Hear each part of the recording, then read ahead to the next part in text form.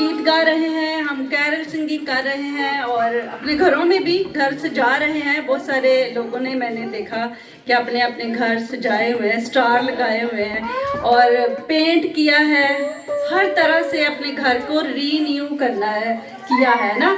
तो हमें अपनी ज़िंदगियों को भी रीन्यू करना है, सिर्फ अपने घरों को नहीं, अपनी चीज़ों को नहीं, शॉपिंग के लिए नहीं और चीज़ें नहीं, हमें अपने दिल को, अपनी नीयत को, अपने इरादों को पर भी नज़र करने की ज़रूरत है। आइए मेरे साथ निकालिए मत्ती की अंजील और उसका दूसरा बाब। मैं आपके लिए इसको पढ़ूंगी, मत्ती की अंजील और उसका दूसरा बाब। जब यीशु हेरोदेस बादशाह के ज़माने में यहूदिया के बैतलहम में पैदा हुआ तो देखो कई मजूसी पूरब से यरूशलेम से कहते हुए आए कि यहूदियों का बादशाह जो पैदा हुआ है वो कहाँ है, क्योंकि पूरब में उसका सितारा देखकर हम उसे सिजदा करने आए हैं। ये सुनकर हेरोदेस बादशाह और उसके साथ यरूशलेम के सब लोग घबरा गए और उसने कौम के सरदारों और फकीयों को जमा करके उनसे पूछा कि मसीह की पैदाइश कहाँ होनी चाहिए। उन्होंने से कहा यहूदियों के बैतलहम में, क्योंकि नबी की मार्फत यूं लिखा गया है कि ए बैतलहम यहूदा के इलाके, तो यहूदा के हाकिमों में से हरगिज़ सबसे छोटा नहीं, क्योंकि तुझ में से एक सरदार निकलेगा जो मेरी उम्मत इस्राएल की गलाबानी करेगा। इस पर हेरोदेस ने मजूसियों को चुपके से बुलाकर उनसे तहकीक की कि वो सितारा किस वक्त दिखाई दिया था और वो ये कहकर उन्हें बैतलहम को भेजा कि जाकर उस बच्चे की बाबत ठीक ठीक दरियाफ्त करो, जब मिले तो मुझे खबर दो ताकि मैं भी उसे सिजदा करूं। वो बादशाह की बात सुनकर रवाना हुए और देखो जो सितारा उन्होंने पूरब में देखा था वो उनके आगे आगे चला, यहाँ तक कि उस जगह के ऊपर जाकर ठहर गया जहाँ वो बच्चा था। वो सितारे को देखकर नहायत खुश हुए और उस घर में पहुंचकर उसकी माँ मरियम के पास देखा और उसके आगे गिरकर सिजदा किया और अपने डब्बे खोलकर सोना और लुबान और मुर उसको नजर किया और हेरोदेस के पास ना जाने की हदायत ख्वाब में पाकर दूसरी राह से अपने मुल्क को रवाना हुए। पाकलाम के पढ़े और सुने जाने पर उसकी खास बरकत हो। ये हवाला आप हर साल सुनते हैं और YouTube में भी बड़े खादम इस पे बातचीत कर रहे हैं और आप खुद भी आपने बाइबल पढ़ने वाले हैं तो इसको बहुत पढ़ा होगा, ठीक है। तो यहाँ हम आज जो देखेंगे कि हाउ वुड आई रिस्पॉन्स, मेरा आज के दिन में क्या रिस्पॉन्स होगा, ये टॉपिक है, ठीक है। तो यहाँ हम 3 किस्म के लोगों को देख रहे हैं। सबसे पहले कौन है, हेरोदेस बादशाह और यरूशलेम के लोग, फिर दूसरे हैं मजूसी, फिर तीसरे जो है वो दूसरे हैं सरदार, काहिन और फकी और तीसरे हैं मजूसी। हम इन पर आज गौर करेंगे, ठीक है। तैयार है? आमीन। कौन कौन तैयार है? सब तैयार। यहाँ हेरोदेस के पास बादशाह आए हैं। बादशाह इनको इसलिए कहा गया, वैसे इंग्लिश में इनको वाइज मैन कहते हैं, ठीक है। और ये सितारों का मुतालिया करने वाले लोग हैं, मशरक से आए हैं, पूरब से में उन्होंने सितारा देखा है, ओके। तो ये पूरब में जब उन्होंने ये सितारा देखा, क्योंकि वो सितारों का मुतालिया करते हैं, स्टडी करते हैं, तो उन्होंने देखा कि ये सितारा कुछ अजीब है। ये यहाँ अगर हम देखें तो यहाँ यीशु 1 साल या 1.5 साल या 2 साल के करीब इसी एज के दरम्यान है। उससे पहले क्या हुआ है, उससे पहले मरियम के पास फरिश्ता आया है, यूसुफ के पास आया है, और जब यीशु की पैदाइश हुआ है तो फिर किसके पास आया है, चरवाहों के पास आया है। और फिर फरिश्ते भी जो है वो भी आसमान पर उनकी एक गिरोह नजर आई है और जो तमजीद करती हुई सामने नजर आई है कि आलम बाल पर खुदा की तमजीद और उन आदमियों से जिनसे वो राजी है सुलह, ठीक है। तो ये फरिश्ते, सारी कायनात, सारी नेचर और खुदा के फरिश्ते और फिर खुदा के लोग भी, और वो भी जो खुदा और मुनज्जी का इंतज़ार कर रहे हैं, वो भी उन सब को खबर दी गई है। उन्होंने उस शादमानी और खुशी को हासिल किया है। फिर अगर आप लूका की अंजील में देखें तो फिर हमें शमाउन नज़र आता है, हन्ना नज़र आती है, यीशु का जब खतना किया जाता है और उसे हैकल में 40 दिन बाद पेश किया जाता है, प्रेजेंट किया जाता है। तो वो सारी स्टोरी से आप वाकिफ है। अब ये लोग हैं जो कि ऑनर समझते हैं आप इनको। बादशाह, हमारे एक राइटर ने लिखा है, हम 3 बादशाह, गीत आते हैं ना, तो ये उन्होंने उसको बादशाह इसलिए कहा क्योंकि ज़बूर की किताब में लिखा है कि बादशाह अपने ताज, अपनी चीज़ें, अपने नजराने उसके सामने पेश करेंगे और इस तनाज़र में उसको वो बादशाह कह रहे हैं। वो बहुत रिच लोग हैं, अमीर लोग हैं, लेकिन उन्होंने देखा है एक सितारा। उस सितारे की जुस्तजू में करते वो यरूशलेम में आए हैं। उन्होंने सोचा कि यरूशलेम में जाएंगे लीडर्स के पास। अब बादशाह कहाँ पैदा होता है? ज़रूरी महल में पैदा होगा, और ज़रूरी लीडर्स, बैतलहम के लोग और मजहबी लीडर और भी जो ओहदेदारान हैं वो एक्नॉलेज करके बैठे होंगे, उन्हें अवेयरनेस होगी, उन्हें पता होगा। इसीलिए ये मजूसी कहाँ आए हैं? हेरोदेस के पास। और हेरोदेस से पूछते हैं कि जो बादशाह पैदा हुआ है वो कहाँ है? तो बादशाह ये सुनकर घबरा गया है। उसका पहला रिस्पॉन्स क्या है? घबरा गया है। वो उसको थ्रेट फील हुआ है। थ्रेट इसलिए उसको फील हुआ है क्योंकि वो यहूदी नहीं है, वो अदूमी है, और उसे यूनानी क्या कैसर ऑगस्टस ने उसको यहूदियों का बादशाह मुकर्रर किया है। और उसके अंदर बड़ा खौफ इसलिए फैल गया, उसने कहा कि बादशाह अगर पैदा हो तो मेरे घर पैदा होना चाहिए, मेरे महल में, या मेरी जो रानियाँ हैं जिनको मैंने जिनसे शादी की है उनमें से कोई होना चाहिए, मुझे इल्म होना चाहिए। इस वजह से वो घबरा गया है। और ये कैसे बादशाह बना है? इसने अपनी वाइफ को भी मार दिया है, इसने अपनी माँ को भी कत्ल किया है, ठीक है, अपने लौटे बेटे को और 2 और बेटों को भी कत्ल किया है। इसलिए इसके लिए जो वफादारी है ना खानदान से, वो उसको नजर नहीं आई नहीं है, इसलिए वो घबरा गया है। लोग इसलिए उसके साथ घबराए हैं, वो जानते हैं कि किस तरह का ये बादशाह है, जालिम बादशाह है। और चूंकि उसने यहूदियों के लिए बड़े काम किए हैं, तमीराती काम किए हैं, हैकल के बारे में लिखा वो बनवाई है, और भी यहूदियों के लिए काम करने इसलिए किए हैं कि उनकी वो क्या कर ले कि उनकी गुड बुक में आ जाए, उनसे एक्नॉलेजमेंट ले कि मैं कितना अच्छा बादशाह। अब मजूसी आए हैं, मोतबर लोग हैं, और ज़ाहिर लीडर के पास आता है, वो उसके पास आके पूछ रहे हैं कि भी बादशाह किधर है। अब बादशाह घबरा गया है और उसका दिल जो है ना वो काबू में नहीं है, वो परेशान हो गया है और वो सोचने लगा कि अब मैं क्या करूं। उसने क्या किया है? दूसरा एक्शन उसने ये लिया है कि सरदार कहनूर और फकीयों को जमा किया है और उनसे पूछा है कि मसीह की पैदाइश कहाँ होना चाहिए, क्योंकि बादशाह इतना तो नॉलेज रखता है, क्योंकि उसके जो उमरा में से, उसके अफसरों में से एक जो है वो सरदार काहिन भी है। और इसके बारे में स्टडी करें, उसने बहुत सारे सरदार काहिनों को भी चेंज किया है जो कि उसके लिए यस मैन हो। अब फकीयों को इसलिए कि वो शरीयत को लिखने वाले हैं, ना सिर्फ शरीयत की कॉपीज करते हैं बल्कि वो क्या करते हैं, उसको मेमोराइज करते हैं, उसे याद रखते हैं। तो इसीलिए उसने अपने लोगों को बुलाया है और उससे बातचीत की है। अब लोग आए हैं, कौन से लोग आए हैं? अभी तो मैंने बताया कौन से लोग आए हैं। यस, मजूसी तो आके पूछ रहे हैं ना कि किधर होनी चाहिए। हम उसका सितारा देकर उसको, वो बता रहे हैं अपना मकसद कि हम उसका सितारा देकर ना उसको क्या करने आए हैं, सिजदा करने आए हैं। तो यहाँ बादशाह भी हैरान है, इसी वजह से उसने काम किया है कि मजहबी लीडर्स को बुलाया है, जो नॉलेज रखते हैं, जो जानते हैं, उन्हें बुलाया है और उनसे पूछा है कि मसीह की पैदाइश कहाँ होनी चाहिए जी।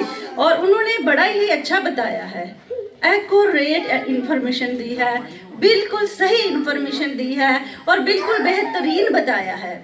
आइए मेरे साथ निकालिए मीका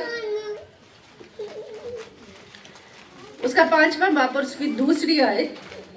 उसके ये जो पेशन गोई लिखी हुई है ना नबी की मार्फत, ये मीका नबी की मार्फत लिखा गया। वो बता रहे हैं कि कोई पढ़ते इसको।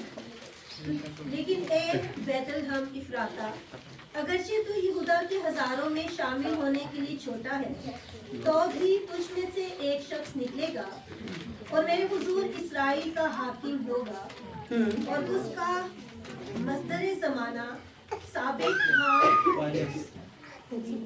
दूसरी आयत बस पढ़ ली है। यहाँ वो उसको सही इंफॉर्मेशन दे रहे हैं, पेशन गोई बताई गई है। और चूंकि मत्ती की इंजील जो है वो यीशु को बादशाह के तौर पे पेश करती है, और ये जो पढ़े लिखे लोग हैं उनके लिए है, ताकि वो देख ले कि कैसे नविश्ते पूरे हो रहे हैं। और यहाँ जो नविश्ता पूरा हो रहा है मीका नबी का लिखा हुआ, और जाके वो अपनी इंफॉर्मेशन दे देते हैं सही वाली कि भी ये नबी की मार्फत लिखा हुआ है कि ए यहूदा के इलाके, तू यहूदा के हाकिमों में से हरगिज़ सबसे छोटा नहीं होगा, तुम में से एक क्या निकलेगा, सरदार निकलेगा जो मेरी उम्मत की कलाबानी करेगा, उन पर हुक्मरान होगा, उनकी देख रेख करेगा, उन पर लीडरशिप करेगा। उन्होंने ये बताया है, उन्होंने उनका रिस्पॉन्स क्या है, वो आए हैं, उन्होंने इंफॉर्मेशन दी है, पर बहुत ही कोल्ड रिस्पॉन्स है।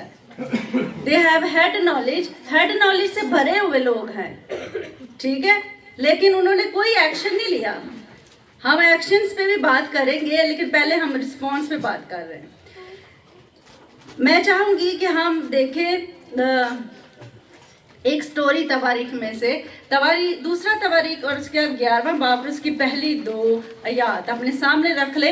ये एक दादी की स्टोरी है, अतलिया, ठीक है। जब उसका बेटा अक्सिया मर गया ना, तो उसने देखा है कि भी मेरा बेटा मर गया, उसने उस नस्ल को नाबूद किया है। तो काइंडली जिसने भी निकाल लिया हो वो पढ़ दे, ताकि क्योंकि आप में से मुझे नहीं लगता बहुत सारे बाइबल्स पढ़ते हैं, पढ़ा करें Bible is the best book. दूसरा तवारीख 11वां बाब पहली 2 आयत। और जब रुबाम यरूशलेम में आ गया तो भाई दूसरा तवारीख 11वां बाब, जस्ट अ मिनट,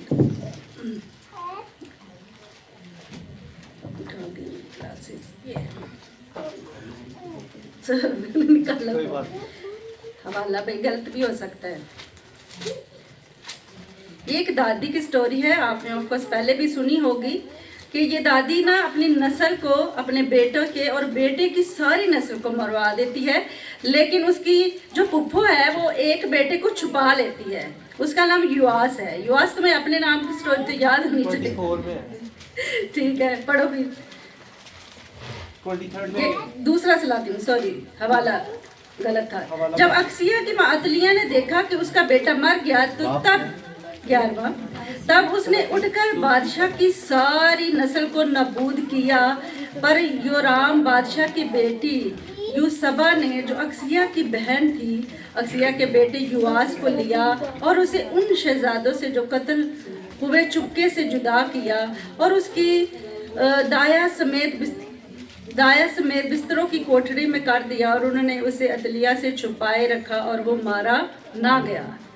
ये दादी भी पावर की भूखी थी, वो चाहती थी कि मेरी बात मानी जाए, तो उसने क्या किया है, अपने बेटे की सारी नस्ल को नाबूद कर दिया। उसने भी थ्रेट फील किया है, जैसे हेरोदिस बादशाह ने थ्रेट फील किया है। आज भी बहुत सारे लोग हैं जो किसी को देखते हैं ना कि मेरे लेवल पे आ गया है, तो उससे थ्रेट फील करते हैं, और जब हम थ्रेट फील करते हैं फिर हम गलत एक्शन लेते हैं, जैसे कि इस बादशाह ने लिया है। मजूसियों के जाने के बाद उसने क्या किया है, 2 साल के, 1 साल से लेके 2 साल के जितने बच्चे हैं उन लड़कों को क्या करवा दिया है, कत्ल करवा दिया है। इतना जो जालिम कदम उठाने का क्या मकसद है, क्योंकि उसको ये था कि मेरी कुर्सी छीन जाएगी। पाकिस्तान में भी कुर्सी का ही रोला है ना, कुर्सी हर चले हर जगह ही है। सल्तनत का, पावर का, अपने आप को, अपनी अथॉरिटी को, अपने इख्तियार को किसी के साथ शेयर ना करने का यही मुसीबत है। और फिर कुजात की किताब में जदाउन की स्टोरी से आप वाकिफ हैं, चले फिर जदाउन की स्टोरी में से भी देखते हैं। कुजात की किताब और उसका 6वां बाब, उसकी 37 आयत से 38 आयत।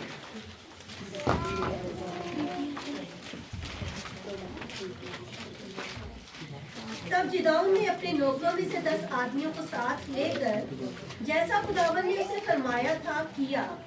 सॉरी कैसरा, ये कुजात 19 बाब है। या फिर 9 बाब है। छठा बाब में तो जदाऊन है ना, उसके बाद जो उसका बेटा है उसके मतलब हम पढ़ेंगे। यस, वर्ष कौन सी है? Just a minute.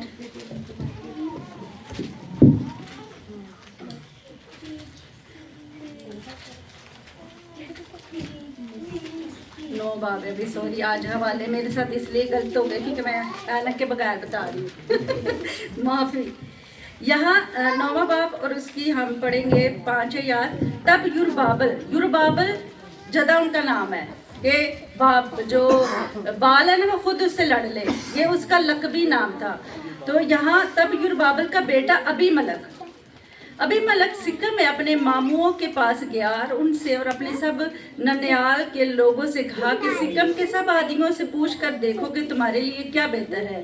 ये कि युरबाबल के सब बेटे जो 70 आदमी हैं, कितने बेटे हैं? 70 आदमी हैं, वो तुम पर सल्तनत करे या एक ही तुम पर हुकूमत हो। और ये भी याद रखो कि मैं तुम्हारी हड्डी और तुम्हारा ही गोश्त हूँ। और उसके मामू ने उसके बारे में सिक्कम के सब लोगों के कानों में ये बातें डाली और उनके दिल अबीमलक की पैरवी में माइल हुए, क्योंकि वो कहने लगे ये हमारा भाई है। उन्होंने बाल बरीद के घर में से चांदी के 70 सिक्के उसको दिए, जिनके वसीले से अबीमलक ने शोधे और बदमाश लोगों को अपने यहाँ लगा लिया जो उसकी पैरवी करने लगे। वो उफरा में अपने बाप के घर गया है और उसने अपने भाइयों में से युरबाबल के बेटों को जो 70 आदमी थे एक ही पत्थर पर कत्ल किया। पर युरबाबल का छोटा बेटा योताम बचा रहा क्योंकि वो छुप गया था। कितने आदमियों को एक ही पत्थर पे कत्ल किया है? 70 आदमियों को। ये भी सल्तनत की वजह से, इख्तियार की वजह से कि मेरी जो एक इख्तियार है, सल्तनत है, बादशाही है, वो कायम हो। और उसने अपने भाइयों को, किसी और को नहीं मारा, अपने भाइयों को मारा जो कि 70 आदमी एक ही दफा। तो यहाँ जब भी कोई आप देखें कि कोई जुल्म की इंतहा करता है, उसके पीछे बहुत बड़ा थ्रेट उसके अंदर है, उसको इनसिक्योरिटी है, उसके अंदर अजीब परेशानी है, जिसकी वजह से वो इतना बड़ा कदम लेता है। अब हेरोदिस बादशाह जो है उसने भी यही थ्रेट की वजह से किया। उसको ये है कि मैंने जो अपने गद्दी नशीन थे उनको तो मैंने मार दिया है, अब ये कौन सा गद्दी नशीन पैदा हो गया है जो बादशाह ही करेगा, और फिर यरूशलेम में है और मेरे इलाके में है और मुझे पता भी नहीं है। इसीलिए उसने फिर दोबारा से तहकीक की है, मजूसियों को बुलाकर। आपके सामने हवाला मैं इसलिए पढ़ रही हूँ ताकि स्टोरीज हमें याद हों कि कैसे कैसे लोगों ने रिएक्शन किए हैं, रिस्पॉन्स किए हैं और थ्रेट की वजह से किए हैं। क्या आज मेरे अंदर तो कोई थ्रेट नहीं है? क्या मैं किसी के लिए कोई इस तरह की चीज़ तो नहीं कर रहा जो उसके लिए जुल्म है? ये आज गौर करने की ज़रूरत है। बादशाह और यरूशलेम के सब लोगों से हम ये सीखते हैं। फिर हम सरदार काहिन और फकीयों से उनके रिएक्शन रिस्पॉन्स पर उन्होंने बताया अच्छा है, बुलाया गया है तो वो बड़े ठंडे ठंडे आ गए, उन्होंने इन्फॉर्मेशन दी है और चले गए। उनके बाद उनकी स्टोरी हमें नज़र नहीं आती, लेकिन थ्रू आउट यीशु की मिनिस्ट्री में हमें ये नज़र आता है कि वो उससे जेलस ही रहे हैं।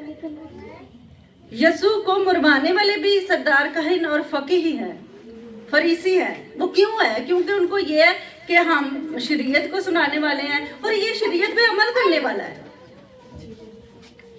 तो ये इन्होंने एक्नॉलेज नहीं किया, उन्होंने नहीं कहा कि भी हम अपने मसीहा की, आने वाले मसीहा की, जिसके लिए हम इंतज़ार हैं कर रहे हैं, उसकी खबर दे रहे हैं अजनबियों को जो कि मशरिक से आए हैं, पूरब से आए हैं और जुस्तजू करते हुए आए हैं। तो उनको हम इन्फॉर्मेशन तो दे रहे हैं, पर उन्होंने कोई उसको तस्लीम नहीं किया। यीशु बादशाह की उस के सितारे को, उसके अजीब होने को उन्होंने कबूल नहीं किया।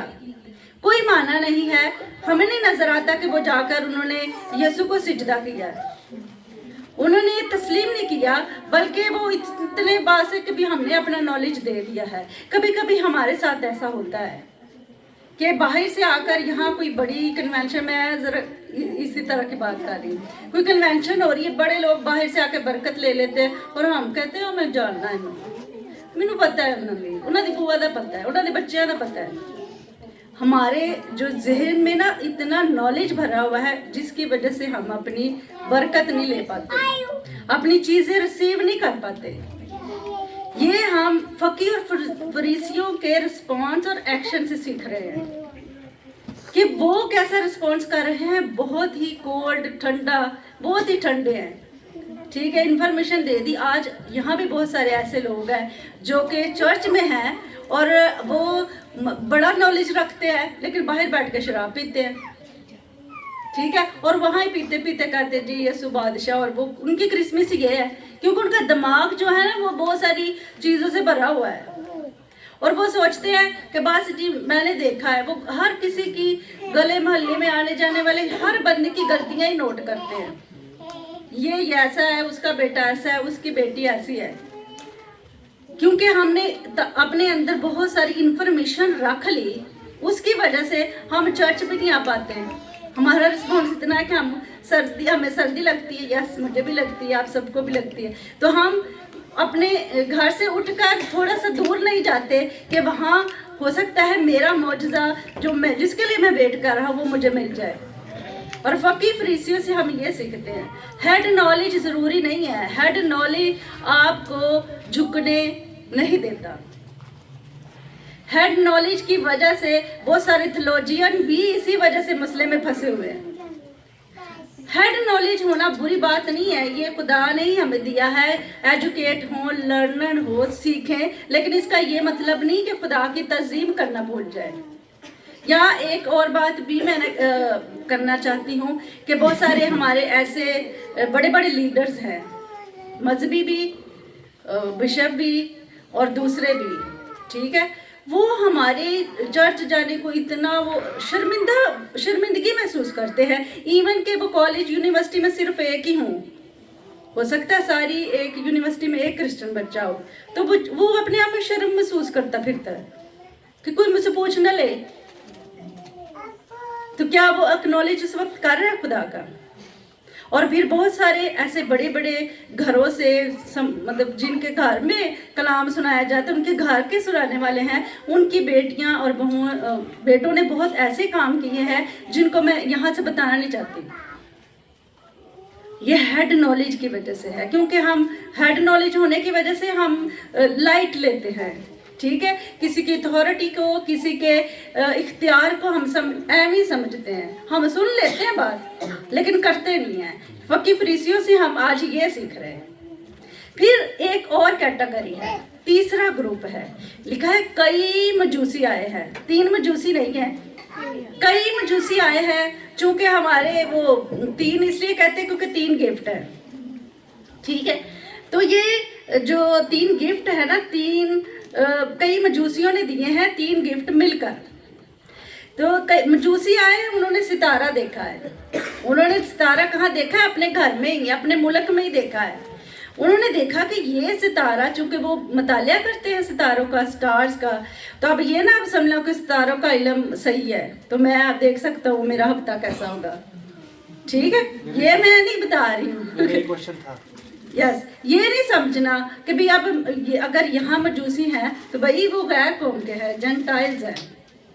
उन्होंने देखा है फ़र्क, आसमान पर कुछ चीज़ फ़र्क है तो वो उसकी जुस्तजू करते हुए आए हैं। उन्होंने ये नहीं सोचा कि चलो सितारा देख लिया, ये एक अजीब है, अनोखा है और आसमान पर हमें नज़र आया है तो ये हम बस अपने घर में देख लिया, हम खुश हैं। नहीं, वो उसकी जुस्तजू करते हुए वो 2 साल का या 1.5 साल का सफ़र करते करते यरूशलेम में आए हैं। ठीक है, हो सकता है कि उसके बाद उन्हें सितारा नहीं देखा, वो यरूशलेम के हर घर में जाके नॉक करते हों और पूछते हों कि आपने कोई सितारा देखा? हम एक बच्चा जो पैदा हुआ उसके लिए आया है। फिर वो सीधा कहाँ आए हैं? बादशाह के पास। उन्होंने सोचा कि हम बड़ी अथॉरिटी के पास, बड़े लीडर के पास जाते हैं, वहाँ से हमें इन्फॉर्मेशन मिल जाएगी। और मैंने पहले भी बताया कि वो सोच रहे थे कि वहाँ के लोगों को इन्फॉर्मेशन होगी, वो एक्साइटेड होंगे, पुरजोश होंगे और वो हमें जल्दी जल्दी बताएंगे और हम उनके साथ जाएंगे। पर वहाँ जाके उन्हें मालूम ये हुआ है कि ना बादशाह को पता है, ना फकी फरीसियों को पता है, सिर्फ उन्होंने नॉलेज दे दिया। बल्कि बादशाह ने उन्हें चुपके से बुलाकर तहकीक की है कि कब कब सितारा देखा है। ठीक है, तो फिर उसने फिर ये भी एक डिप्लोमेटिक उसने एक काम किया। उसे कह रहा है जाओ बच्चे की बाबत मालूम करो और फिर मुझे भी खबर देना ताकि मैं भी सजदा करूं। आपका क्या ख्याल है, वो सजदा करना चाहता है? उसका दोहरा डिप्लोमेटिक जो है ना एक रिस्पॉन्स है। तो आज हमारे भी डिप्लोमेटिक रिस्पॉन्स है। हमने इस 2025 में देखना है कि how would I response to my saviour. मैं अपने निजात दहिंदा जो अभी तो नहीं ना पैदा हुआ, वो आज से 2025 साल पहले पैदा हुआ है। ठीक है, और इस साल जब मेरी नस्ल सुन रही है, मेरे बच्चे सुन रहे हैं, तो मेरा रिस्पॉन्स जैसा होगा वैसे ही मेरे बच्चों का होगा। ये माएँ और जो बाप है वो गौर से सुन लें। अगर आप सोचते हैं कि मेरा बड़ा ही डिप्लोमेटिक रिस्पॉन्स है, मैं चर्च भी आ जाता हूँ, मैं दुनियादारी की चीज़ों में भी चला जाता हूँ, मैं जाके और गलत काम भी कर लेता हूँ, झूठ फरेब भी बोल लेता हूँ, फ्रॉड भी कर लेता हूँ या कर लेती हूँ, मैं और चीज़ें भी ऐसे रयाकारी से कर रहा हूँ और मैं चर्च में आके बड़ा रूहानी हूँ, नारे मार रहा हूँ, तारीफ़ें कर रहा हूँ, सजदा कर रहा हूँ, चर्च वाले समझते हैं कि ये बंदा तो बड़ा ही ख़ास है, ये तो बड़ा रूहानी है, प्रस्तिश करता है, क्या अजीब है। लेकिन उसने चर्च तक ही मास्क पहना हुआ है। मास्क समझते हैं ना, मुखौटे पहन के घूम रहे हैं। तो डिप्लोमेटिक, अब अगर कोई सोचता है कि मेरे लिए कोई भी डिप्लोमेटिक रिस्पॉन्स या चीज़ है, उसको आज ब्रेक करके जाएंगे हम। आमीन। फिर मजूसी क्या करते हैं, वो उससे लेते हैं इन्फॉर्मेशन। मैंने बार बार खुदा से पूछा कि मुझे बताए कि बादशाह के पास आए, तो फिर तो मजूसियों के साथ प्रोटोकॉल जाना चाहिए था, बात यीशु को ढूंढने के लिए, सितारा ढूंढने के लिए जाना चाहिए था ना।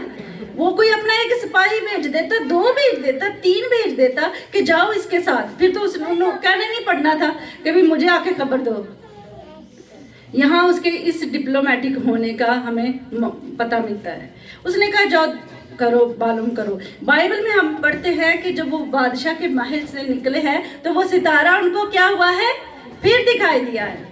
सितारा क्या हुआ है, और सितारा गिनती की किताब और उसके 24-17 आयत में लिखा है कि याकूब से एक सितारा निकलेगा। ये सितारा कौन है? ये सितारा अगर हम इसको टैली करें तो वो यीशु मसीह है और वो उसी की रहनुमाई में हैं और उसी के नूर में चलते हुए उस रिगार्डिंग मुल्क में आ गए हैं। लेकिन वहाँ के लोगों को कुछ पता नहीं है, रिस्पॉन्स नहीं है, उन्हें नहीं पता। तो अगर आप गुज़ात ही की किताब में एक स्टोरी देखें, बेत-एल कहा नबी, या फिर तवारीख में हमें हिस्ट्री में ये एक स्टोरी मिलती है। उसमें एक नबी आता है, आके प्रोफेसी करता है, तो फिर वहाँ के जो लिखा है काहिन है वो भी जाग जाते हैं। तो कभी कभी ऐसे भी होता है। मैं उस स्टोरी की तरफ नहीं जाना चाहती हूँ ताकि हम अपने ट्रैक से हट ना जाए। हम मजूसियों की बात कर रहे हैं। मजूसी किसकी तलाश में आए हैं? यीशु मसीह की। मसीहा जो पैदा हुआ है उसे करने क्या आए हैं? सिजदा करने आए हैं। उनका मकसद क्या है? यीशु को सिजदा करना और उसके हजूर उसकी बड़ाई करना, उसको मानना, एक्नॉलेज करना।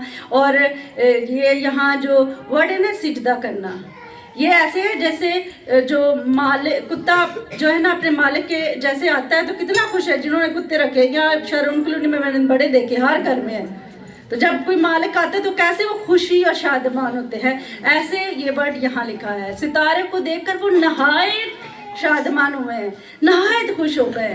कि थोड़ा सा खुश हुए हैं,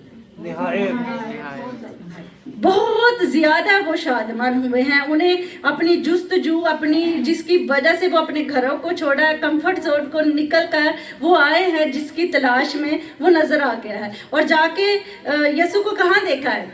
चरनी में। हाँ, ये मैं पूछना चाहती थी। यीशु को चरनी में नहीं देखा, अपनी माँ मरी घर में देखा है। ये हमारी स्टोरी हम स्कूल से करते करते ना, और हमारे कार्ड्स में भी बनाते हैं। चरवाहे भी साथ है, यसू सराय में है, चरनी में है, और फिर मजूसी भी उधर ही है। एक ही तस्वीर में ना सारा कुछ एडजस्ट कर दिया है। और हम अपने बच्चों को भी यही, जब कभी भी कोई स्किट करते हैं क्रिसमस का, कोई ड्रामा करते हैं, तो ऐसे ही दिखाते हैं।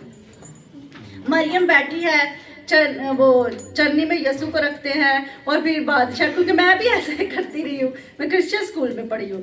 तो आके जब आते हैं मशरिक से बादशाह, वो सिजदा करते हैं यसू को चरनी में। ऐसा नहीं है, यहाँ मैंने इसीलिए ही पढ़ा है कि लिखा है कि यसू घर में है अपनी माँ मरियम के पास, और फिर वहाँ जाकर उन्होंने क्या किया है, सिजदा किया है, और अपने डिब्बे खोलकर गिफ्ट दिए हैं।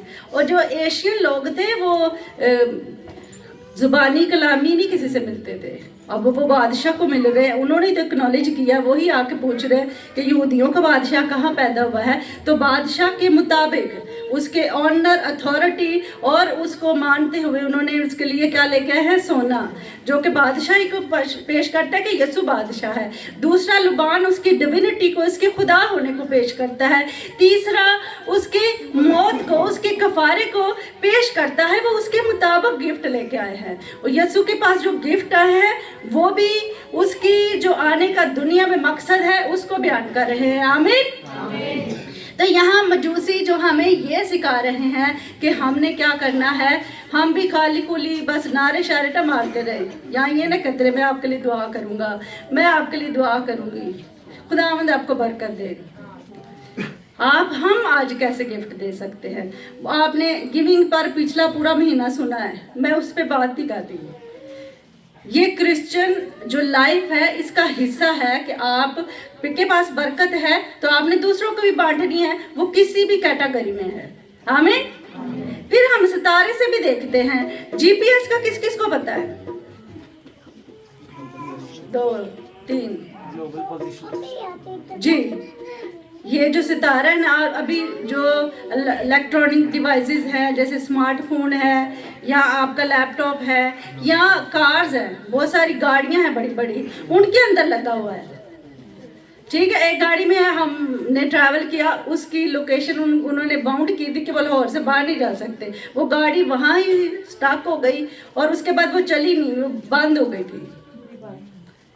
तो ये क्या है? ये सिस्टम को ये खुदा ने सबसे पहले जीपीएस दिया है सितारे के मुताबिक। अब इंसान बना रहे हैं, स्मार्टफोन कौन बना रहा है? इंसान बना रहे हैं। गाड़ियाँ कारें कौन बना रहे हैं? ये ट्रैकिंग सिस्टम कौन लगा रहा है? या फिर आर्मी या बड़े बड़े जो क्या है कंपनीज जो इन्वेस्टिगेशन करती, वो किसी आपने फिल्में देखी होंगी ज़रूर, जिसमें वो लेते हैं किसी को, यहाँ एक चिप लगा देते हैं या यहाँ लगाते हैं या ऐसी जगह पे लगाते कि उस बंदे को पता ना हो, और वो जासूसी करते हैं, ट्रैकर सिस्टम ऑन कर देते हैं। जानते हैं ये बातें मैं नहीं कर रही हूँ। तो ये खुदा ने खुद इंट्रोड्यूस करा है। यहाँ सितारा जो है वो जीपीएस का काम कर रहा है, और हम कहते हैं ये नया है, ये चीज़ें नहीं है। अब हम मीडिया के दौर में खुदा ने सबसे पहले सब चीज़ें पहले से बता चुकी है। आमीन। तो सितारा जो है वो हमें यह सिखाता है कि हम क्या करें, दूसरों को मसीह के पास लेके आए, मोटिवेट रहे, ठंडे ठंडे ना रहे, मोटिवेट जुस्तजू। और सिर्फ इस महीने में ही ना बस बड़े खुश रहे, मेहमानों को बुलाए, दावत करे, उसके बाद कहीं भी बड़ा खर्चा है तो सिखा रहे हमने फूड करके आना। ये हमारे, मैं आम घरों की डे टू डे लाइफ की बातें कर रही हूँ, कोई नई बातें नहीं कर रही हूँ। तो इन चीज़ों पे हमें ये सितारा हमें सिखाता है कि हमें जिन लोगों को मसीह के पास लेके आना है, हमें खुद रोशन रहना है। ये रोशन सितारा है। अगर हमारे अंदर जो रोशनी है वो तारीकी है तो फिर हम कैसे किसी को मसीह के पास लाएंगे? अगर मैं रोशन हूँ, मेरे अंदर मसीह जो है वो रोशन हो चुका है, चमक गया है, तो उसकी रोशनी को मैं अपने इर्द गिर्द के लोगों के लिए भी दे सकता हूँ। आमीन। अभी हम देखेंगे कि आज हमारा रिस्पांस कैसा हो सकता है। मत्ती की इंजील, ये बिल्कुल सही वाला होगा, मत्ती की इंजील और उसका 25 बाब और उसकी 35 से 40 आयत। मैं उसको ज़ुबानी भी बता सकती हूँ, लेकिन आपने इसको पढ़ना है आज जी। मत्ती 25। क्योंकि और उसकी 35 से 40। क्योंकि मैं भूखा था, तुमने मुझे खाना खिलाया, मैं प्यासा था, तुमने मुझे पानी पिलाया, मैं परदेसी था, तुमने मुझे अपने घर में उतारा, नंगा था, तुमने मुझे कपड़ा पहनाया, बीमार था, तुमने मेरी खबर ली, कैद में था, तुम मेरे पास आए। तब रास्तबाज जवाब में उससे कहेंगे, ऐ खुदावंद, हमने कब तुझे भूखा देखकर खाना खिलाया या प्यासा देखकर पानी पिलाया? हमने कब कि तुझे परदेसी देखकर घर में उतारा या नंगा देखकर कपड़ा पहनाया? हम कब तुझे बीमार या कैद में देखकर तेरे पास आए? बादशाह जवाब में उनसे कहेगा, मैं तुमसे सच कहता हूँ कि जब तुमने मेरे इन सबसे छोटे भाइयों में से किसी के साथ ये सलूक किया तो मेरे ही साथ किया।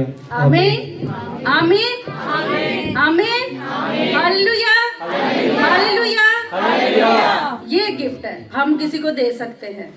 जो भी मसीह के लिए काम कर रहा है, वो चाहे एक छोटा बच्चा है या बड़ा है या खादिम है, अगर आपने, इसीलिए बहुत सारी मिनिस्ट्री भी चली है कैदियों के लिए, है ना, और ये गरीबों के लिए। अगर कोई भूखा प्यासा, या अभी अगर मैं बहुत सारी शॉपिंग कर लूँ और मेरे साथ वाले घर में उन्होंने कुछ खाया भी ना हो और मेरे इन्फॉर्मेशन में हो, तो मैं खुदा का बेटा या बेटी होते हुए मैं अपने आप को मैं इंक्लूड कर रही हूँ, तो मेरा रिस्पॉन्स क्या है कि मैं अपने इर्द गिर्द के लोगों को जो कि नीडी है, ज़रूरतमंद है, उनको मैंने उनकी कोई ज़रूरत पूरी नहीं की, तो मेरा कोई क्रिसमस नहीं है।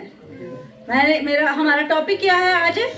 मैं 2 दफ़ा बता चुकी हूँ। हमारा टॉपिक क्या है? How would I response. मेरा आज रद्द अमल क्या होगा, मेरा एक्शन क्या होगा, मेरा बिहेवियर क्या है आज। अगर मैं ये छोटी छोटी चीज़ें नहीं कर रही या कर नहीं रहा, तो मेरा आज क्रिसमस कैसा है? क्या मेरा मसीहा, मेरा नजात दहिंदा, मेरा कफारा देने वाला, मेरा मखलसिल देने वाला मुझसे खुश होगा? क्या मेरी क्रिसमस वाकई ही है कि सिर्फ खाली है या सिर्फ बातों की है? या हम कभी कभी ऐसा करते हैं, उनको गिफ्ट देते हैं जो हमें गिफ्ट देते हैं, है ना?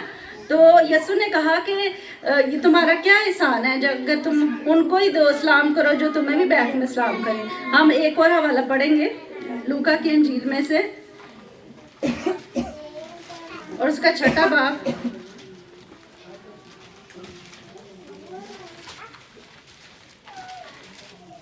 और उसकी 37 और 38 आए। ऐब जोई ना करो, तुम्हारी भी ऐब जोई ना की जाएगी। मुजरम ना ठहराओ, तुम भी मुजरम ठहराए जाओगे। खलासी दो, तुम भी खलासी पाओगे। दिया करो, तुम्हें भी दिया जाएगा। अच्छा पैमाना कैसे देते हैं? दाब दाब कर, हला हला कर, लबरेज करके तुम्हारे पल्ले में डालेंगे, क्योंकि जिस पैमाने से तुम नापते हो उसी लिए तुम्हारे लिए नापा जाएगा। आमीन। ये हमेशा गिविंग पे, रुपए पैसे की बात होती है। जब भी कोई रुपए पैसे पे, हदियों पे कलाम सुनाता है तो इसको लेते हैं, लेकिन हम इसको डिफरेंट एंगल से भी ले सकते हैं कि एक तो पहली आयत में लिखा है कि जो तुम करोगे, ऐप जो ही करोगे, तुम करोगे तो तुम्हारी होगी। खलासी दोगे तो तुम्हें भी खलासी मिलेगी। तुम किसी को मुजरम ठहराओगे तो तुम भी मुजरम ठहराए जाओगे। साफ कलाम लिखा है। और भी लिखा है कि अच्छा पैमाना क्या करता है? हलाल आकर, दाब दाब कर।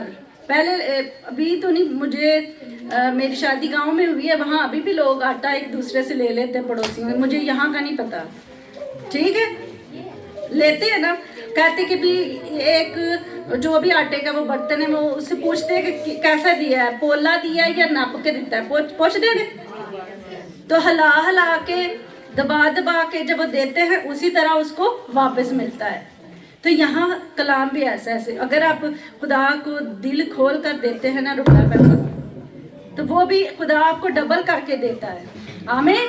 तो अगर हम किसी पर भलाई, मेहरबानी और उस पर रहम करते हैं, तो फिर खुदा उसको भी हमारे पल्ले में दाब दाब के डालता है। अगर हम किसी के साथ अच्छे तरीके, किसी को मुआफ़ करते हैं, उसके साथ भलाई और रहम से पेश आते हैं। वरना हम तो अपने घर के छोटे बच्चों पे भी माएँ बड़ा हर वक्त बोलती रहती हैं। जब आप गुस्सा करती, बच्चा भी आप पे गुस्सा करता है ना? तो आप कितनी नरम मिजाजी से, मोहब्बत से और उनसे भलाई से पेश आ रहे हैं, अपने पड़ोसियों से कितनी आप भलाई कर रहे हैं, कितना आप सोच रहे हैं। और यीशु मसीह ने कहा कि एक ही जो है ना हुक्म से सारी शरीयत पूरी होती है। और पौलुस भी कहता है कि अपने पड़ोसी से अपनी मानद मोहब्बत रख। जैसे मैं अपनी बॉडी का केयर करता हूँ कि नीट क्लीन रहे, दूसरे के लिए भी वैसी ही केयर है। जैसे मैं कपड़े पहनता हूँ, लोग, मैंने एक बच्चे से मिली इन दिनों, तो उसने कहा कि हमें क्रिसमस है तो हमें अपने कपड़े भी देने चाहिए, तो उन्होंने अपने पुराने कपड़े निकाले थे, तो कहते देने चाहिए। तो ये इंफॉर्मेशन है ना, अब बच्चों को तो नहीं पता। अगर आप किसी को देते हैं तो अगर तो आपके पास अच्छी चीज़ दे, उसको बेस्ट दे। आसमान से खुदा ने अपना बेस्ट बेटा दिया है ना, तो हम भी किसी के लिए बेस्ट करें। और मैं इसलिए ये कहना चाहती थी कि कुछ बच्चों के है कि चलो जी ये भी अच्छा है कि अगर आप कपड़े नहीं पहन रहे तो जो जिससे ज़रूरत है वो दे दें, लेकिन वो गिफ्ट नहीं है आपकी तरफ से, ये याद रखें। बल्कि वो उसे कहें कि ये आप नहीं पहन रहे इसलिए हम दे रहे ताकि ये यूटिलाइज हों कपड़े। तो हम आज हमारा रिस्पॉन्स क्या है? क्या हम किसी से, अपनी दोस्त से या अपने किसी अजीज से भलाई से पेश आ रहे हैं, या हम सोचते हैं तो गरीब जो है ये मेरे लेवल का नहीं है, ये उस कॉलोनी में रहते, मैं इस कॉलोनी में रहता हूँ, मैं रिच हूँ, मैं पढ़ा लिखा हूँ, मुझे ज़्यादा पता है। हमारा रिस्पॉन्स क्या है? क्योंकि यीशु मसीह की जो यीशु मसीह का आना है सबसे पहले क्या किन के लिए है? इस्राएल के लिए। सबसे पहले यीशु इस्राएल के लिए है, फिर जेंटाइल्स के लिए आया है। आमीन। फिर सबसे पहले यीशु हलीमों, आजिजों और इनकसारों के लिए है। उसने सबसे पहले खबर किनको दी है? चरवाहों को, ठीक है। और फिर किन के लिए है? ऑनर और लर्नर पीपल के लिए। यहाँ आज हमने जो ऑनर और लर्नर, पढ़े लिखे एजुकेट लोग हैं, उनका रिस्पॉन्स यीशु के रिगार्डिंग सीखा है। फिर यीशु मसीह गरीबों के लिए आया, फिर अमीरों के लिए। हम यही ना सोचते हैं कि यीशु सिर्फ राध की हो के लिए, यीशु सब के लिए आया है। हमें यीशु सब के लिए आया है। आज मुझे सोचना है कि मेरा रिस्पॉन्स क्या है, मैं कहाँ वीक हूँ। आइए हम अपनी आंखें बंद करें और सोचें कि क्या मैं किसी को भलाई, मेहरबानी या उस पे जो है